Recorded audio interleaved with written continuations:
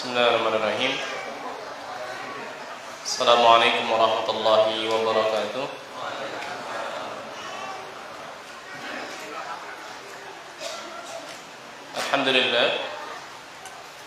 Alhamdulillahilladzi hadana li hadza wa ma kunna linahtadiya laula an hadana Allah. Asyhadu an la ilaha illallah wahdahu la syarika lah wa asyhadu anna Muhammadan 'abduhu wa rasuluh.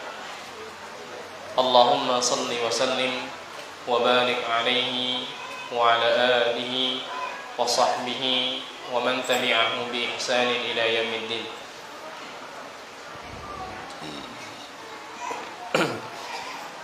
Para Bapak Ibu jamaah sekalian, rahimani Allah wa iyyakum jami'an. Alhamdulillah, kita bersyukur kepada Allah Subhanahu wa taala atas semua nikmat yang Allah berikan kepada diri kita, terutama nikmat iman, kemudian nikmat taufik, hidayah untuk bisa menyempurnakan keimanan. Karena sebagaimana yang disampaikan oleh Rasulullah alaihi salatu wassalam, al-iman bid'un wa sab'una syu'bah. Iman itu ada 70 sekian cabang. Yang seorang ketika sudah Allah berikan nikmat, Allah berikan hidayah kepada dirinya menuju Islam, bukan berarti sudah totalitas, sudah sempurna, belum. Karena bisa jadi ada satu pokok keimanan, ada satu bagian keimanan yang Allah Subhanahu wa taala berikan kepada dirinya, namun banyak bagian-bagian yang lain yang itu belum Allah Subhanahu wa taala berikan kepada diri seorang hamba, termasuk juga pada diri-diri kita. Dan itu juga satu di antara sebab kenapa Rasulullah alaihi salatu wasallam senantiasa mengajarkan kepada kita untuk memohon hidayah kepada Allah Subhanahu wa taala. Kalau orang tanya, "Loh, bukankah kita katanya sudah dapat hidayah? Kok kenapa masih minta hidayah?" Maka jawabannya adalah apa? Tadi. Kita sudah dapat hidayah dari sisi apa? Hidayah dalam bentuk aslul iman, pokok keimanan. Tapi penyempurna dan pelengkap dari keimanan tersebut belum tentu, bahkan saya yakin itu belum Bapak kita dapatkan. Kenapa? Ya banyak cabang-cabang dan bentuk-bentuk keimanan itu ada banyak. Yang salah satu di antara upaya dan usaha kita untuk melengkapi hal tersebut adalah dengan belajar dan memperdalam agama Allah Subhanahu wa taala, menggali dan mempelajari apa-apa yang Allah Subhanahu wa taala syariatkan untuk diri kita dari cabang-cabang dan pokok-pokok keimanan yang ada. Yang mudah-mudahan dengan tersebut semakin kita belajar, mudah-mudahan akan semakin lengkap, akan semakin sempurna. Walaupun jangan pernah merasa sempurna. Kenapa? Ya para sahabat saja radhiyallahu anhum ajma'in, mereka sampai akhir kehidupannya selalu dan senantiasa belajar dan menggali dari apa yang diajarkan oleh Rasulullah alaihi salatu wassalam. Bapak Ibu jamaah sekalian, rahimani Allah wa iyyakum jami'an. Hari ini masyarakat kaum muslimin di berbagai penjuru dunia beberapa waktu ini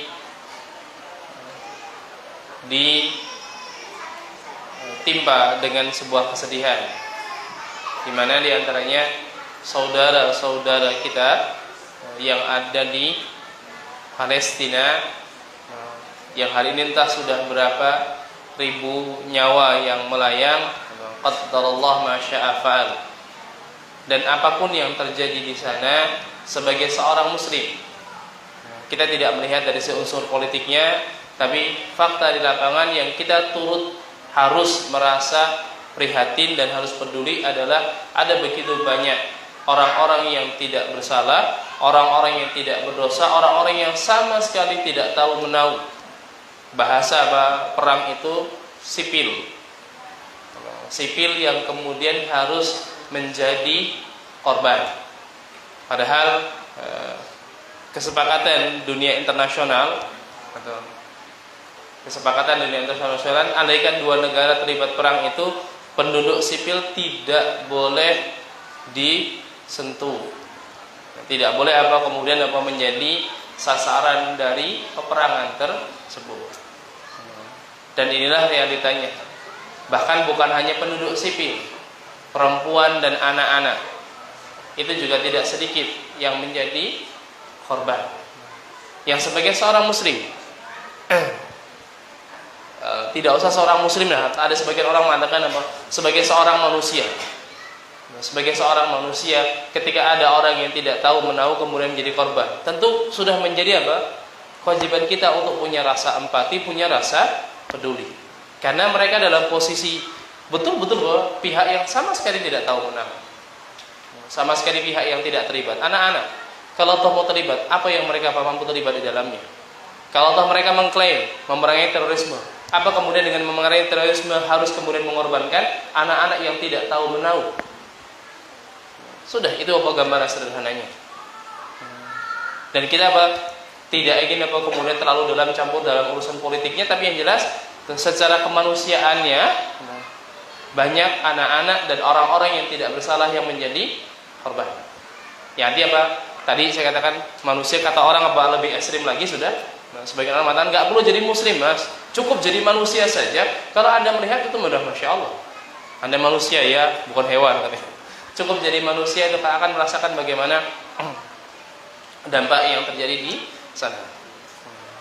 Ya, apalagi sebagai seorang muslim melihat apa saudara-saudari kita di sana yang kemudian harus terbunuh, tentu menjadi sebuah perhatian bagi kita semuanya.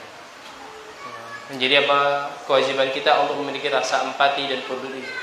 Dengan cara apa? Ya jelas satu, minimal doa kepada Allah Subhanahu wa taala. Karena itu kan perkara yang jelas kita mampu. Kita doa kepada Allah Subhanahu wa taala, memohon kepada Allah Subhanahu wa taala semoga apa yang terjadi segera membaik, dan semoga Allah Subhanahu wa taala berikan perlindungan. Allah berikan penjagaan kepada saudara-saudari kita yang ada di sana. Adapun kalau bentuk doanya secara khusus dengan misal melalui doa kunut, maka hari ini butuh sebuah fatwa dan himbauan secara khusus dari pihak-pihak yang berwenang. Karena doa kunut dalam sholat yang itu didoakan atau ditujukan untuk hal-hal tertentu, ini tidak digunakan di sembarang tempat, tidak juga digunakan untuk sembarang kebutuhan. Kita menunggu bagaimana petunjuk dari para ulama kita dan himbauan dari pihak-pihak yang memiliki kewenangan, apakah akan kita doakan secara khusus dalam salat-salat kita melalui doa kunut. Tapi yang jelas mudah dan semua dari kita bisa melakukan, ya doa dan minta kepada Allah Subhanahu wa taala di salah satu dari waktu-waktu mustajabah yang memang Allah Subhanahu wa taala berikan kepada diri kita.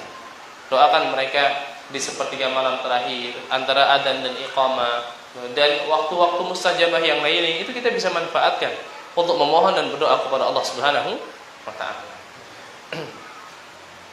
Kita minta kepada Allah, semoga Allah berikan perlindungan dan penjagaan bagi saudara-saudari kita yang ada di Palestina. Allah berikan kesabaran atas mereka, Allah berikan keteguhan kepada mereka semuanya di atas keimanan dan di atas ketaatan kepada Allah Subhanahu wa taala. Itulah yang mampu kita, usaha minimal, saya katakan usaha minimal yang semua kita mampu. Jika kalau seorang mengatakan, wah kan mereka ada di Palestina, saya bisa bantu apa? Nah, ini orang yang berpikir terlalu kok cueknya agak kebangetan. Saya mampu apa? Loh, Anda tidak mampu memberikan apa-apa. Doa yang Anda panjatkan kepada Allah itu menjadi satu bagian dari kepedulian diri Anda. Itu menjadi salah satu di antara bentuk bantuan Anda. Kenapa? Karena bisa jadi dengan doa yang semakin sering Anda panjatkan, mungkin kita tidak bisa memberikan bantuan, tapi bisa jadi dengan doa kita Allah menggerakkan orang lain yang punya kemampuan untuk memberikan bantuan. Dengan doa yang kita panjatkan kepada Allah Subhanahu wa taala. Kemudian terkait hal yang hari ini dilakukan oleh sebagian orang, melakukan aksi boikot terhadap produk-produk Yahudi. Kalau itu terkait perkara-perkara muamalah dan duniawi, itu juga perlu sebuah kajian khusus. Karena memang pada dasarnya secara interaksi manusiawi kan kita tidak dilarang untuk bermuamalah dengan orang-orang kufar, dengan orang-orang di luar Islam. Allah sebutkan di surah Al-Mumtahanah, itu kan, La yanhakumullahu 'anil ladzina lam yuqatilukum fid dini wa lam yukhrijukum min diyarikum an tabarruhum wa tuqsitu ilaihim. Ini hukum asalnya. Jadi pada dasarnya hukum muamalah bagaimana? Halal dan boleh. Namun bisa jadi di satu waktu hal-hal yang pada dasarnya hukum yang boleh kemudian menjadi tidak boleh. Yang ini tentu butuh kajian khusus. Kenapa? Jangan kepada sesama muslim. Dulu Rasulullah SAW pernah melakukan tindakan boikot kepada beberapa orang sahabat yang melakukan sebuah kesalahan. Yang artinya apa? Nah, kalau seorang muslim yang berbuat salah saja bisa diisolasi, diboikot, tidak ditegur, tidak salamnya tidak dijawab, apalagi non muslim. Hanya persoalannya apakah saat ini sudah atau belum? Saya jawab wallahu ta'ala bishawab, itu sama sekali bukan ranah kami untuk bisa memberikan jawaban atas hal tersebut. Kenapa? Hal ini ranahnya para ulama dan memang orang-orang yang punya kepentingan. Tapi kalau secara pribadi, saya ketimbang beli produknya Yahudi mending beli produk yang lain. Ya monggo silahkan, tidak ada masalah. Dan kita pun bukan dalam keseharian keseharian kan. Kalau belanja misalnya, ya ketimbang belanja sama orang-orang di luar kita, ya mending belanja sama teman sendiri, sama saudara sendiri. Kayak apa? Idep-idep kalau toh tidak bisa sedekah, ya bentuk bantu saudaranya dengan apa? Melancarkan usahanya. Jangan hanya karena apa? Ya tapi kalau tempat sedulur sendiri mas agak mahal. Yo mahal sithik ra apa-apa to jane. Mosok ngeki untung kalau kancane malah apa? Ngedumel. Kadang prinsip kita salah tuh kan. Kalau sama temen itu pengennya apa? Dapat lebih murah kan malah hal yang kadang aneh ya. Padahal ya seharusnya justru karena apa kenal dekat, karena saudara dekat, ya usahanya harusnya kita kita dukung dan kita support supaya bisa maju. Jangan malah majukan usahanya orang-orang di luar kita. Itu harusnya seperti itu. Kenapa? Ya tadi sebagai bentuk kepedulian kita. Kita tidak mungkin bisa mungkin tidak bisa membantu secara langsung. Tapi ketika saudara kita punya usaha, kita dukung, kita beli produknya, kenapa? Akan membuat usahanya semakin maju. Ya, perkara selisih dikit lah, asal nggak signifikan ya itulah ya itulah bentuk saya bantu saudara saya dengan memajukan usahanya. Nah sebaliknya tadi, ketika misalnya mereka punya produk, kemudian kok diboikot, tadi saya katakan untuk ajakan untuk memboikot itu bukan ranahnya kami, bukan ranah saya pribadi. Kenapa? Saya bukan orang yang punya kompetensi dalam hal tersebut, bukan juga pihak yang punya kewenangan untuk menyerukan hal tersebut. Maka itu ranahnya para alim, para kibarul ulama dalam hal ini. Adapun kalau secara individu ya tidak ada masalah, sah-sah saja untuk memboikot produknya mereka.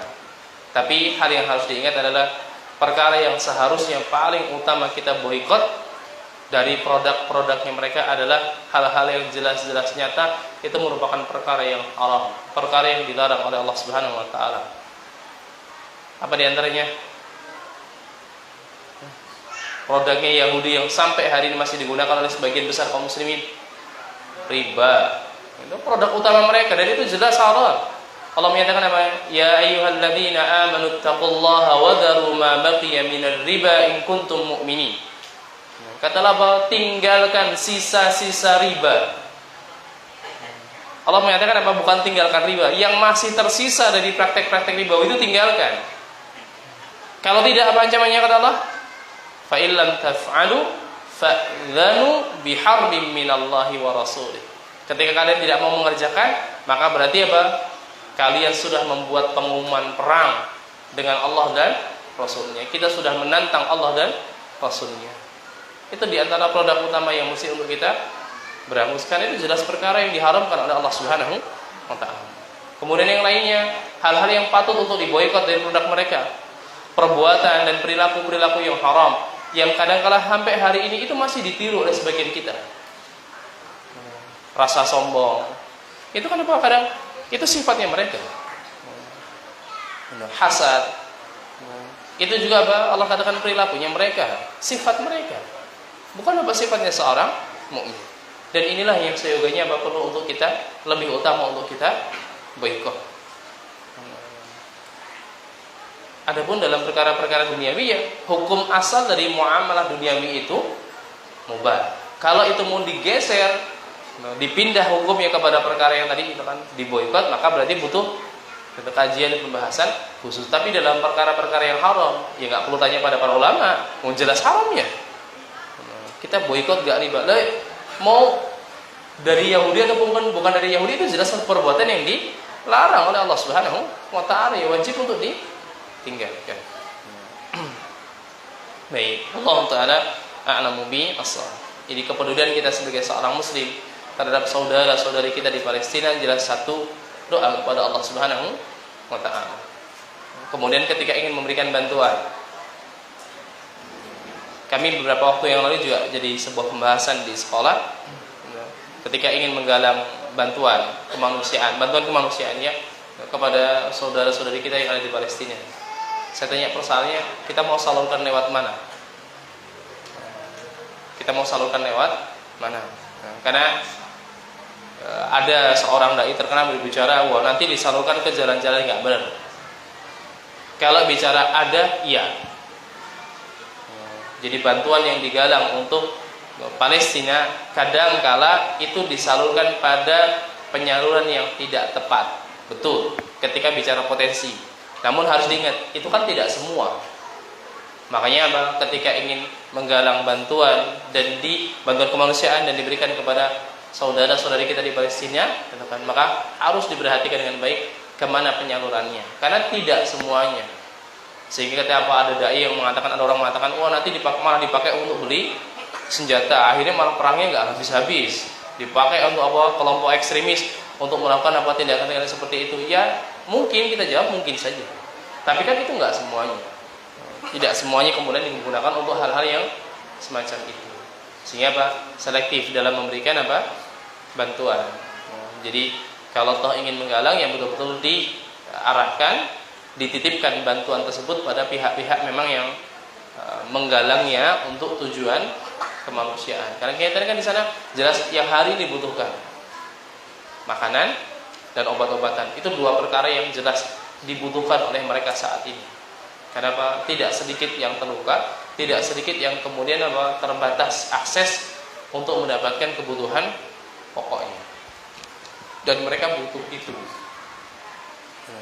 Mereka butuh itu. Sehingga ketika kita memang ada kepedulian dan Allah berikan kemampuan untuk bisa memberikan bantuan, Masya Allah, menjadi salah satu di antara hal yang Allah syariatkan kepada diri kita semua. Namun kemana bantuan itu kita titipkan? Karena kita kan nggak mungkin, sulit untuk mau menyerahkan langsung ke sana. Bantuannya paling 100.000, tiket pesawatnya berapa? Gitu kan. Ada yang memang betul-betul kesulitan. Kalau kita mau memberikan bantuan kan titip, jelaskan kita titipkan ke lembaga-lembaga tertentu. Nah, selektif dan perlu diperhatikan dengan baik. Itu lembaga yang betul-betul program mereka adalah program untuk kemanusiaannya. Beberapa waktu yang lalu saya juga dapat informasi resmi dari kedutaan besar Palestina yang ada di Indonesia. Tapi setelah saya cari lagi berapa nomor rekeningnya dan ininya kehapus pesannya.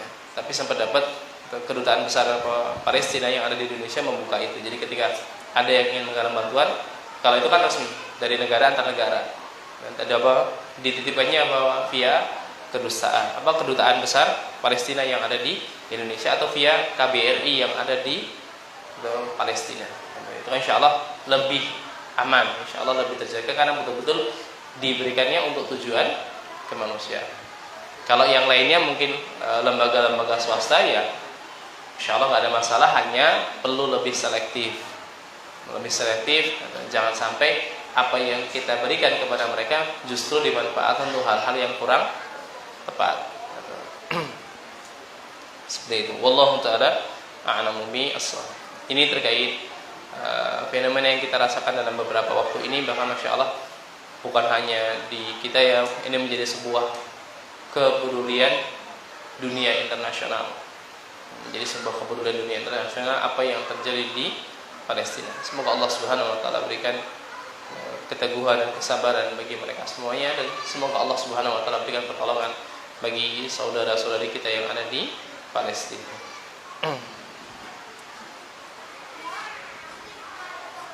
Adapun berikutnya yang terkait adanya ajakan jihad, itu juga tentu ajakan jihad itu bukan dari pribadi kita.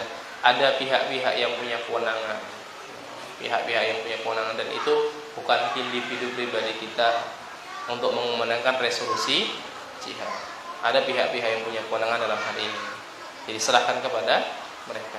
Tapi yang jelas, satu, kita bisa bantu doa. Kemudian kalau secara finansial ya siapa sisihkan sebagian dari apa yang Allah rezekikan kepada diri kita, hanya tadi titipkan betul kepada lembaga-lembaga yang betul-betul amanah. Memang apa bantuan tersebut untuk tujuan kemanusiaan, sehingga agar tidak dimanfaatkan untuk cara-cara yang lain.